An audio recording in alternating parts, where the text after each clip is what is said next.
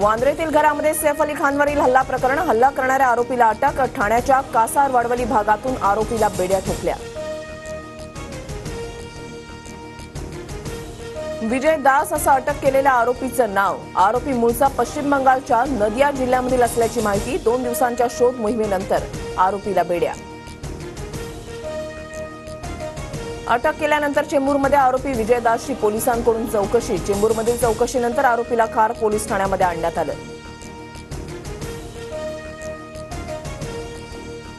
अभिनेता सैफ अली खानच्या तब्येतीमध्ये सुधारणा, सैफ अली खानला सोमवारी डिस्चार्ज मिळणार, मुंबई पोलीस सैफचा जबाब नोंदवणार। करीना कपूरनं मुंबई पोलिसांना सांगितला थरारक घटनाक्रम, घरी शिरलेल्या चोरानं सैफ नव्हे तर त्याच्या मुलावरच हल्ल्याचा डाव आखला होता का?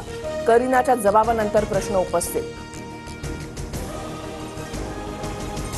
संतोष देशमुख हत्या आणि खंडणी प्रकरणी धनंजय मुंडेंना भोवलं, पालकमंत्र्यांच्या यादीतून धनंजय मुंडेंचा पत्ता कट, पुण्यासह बीडची जबाबदारी अजितदादांकडे, तर पंकजा मुंडे जालन्याच्या पालकमंत्री। बीडचा पालकमंत्रीपद घेण्यासाठी मीच अजितदादांना विनंती केली होती, दादांनी जबाबदारी स्वीकारली असा मला आनंद, धनंजय मुंडेंकडून ट्विट करत अजित पवारांचं अभिनंदन।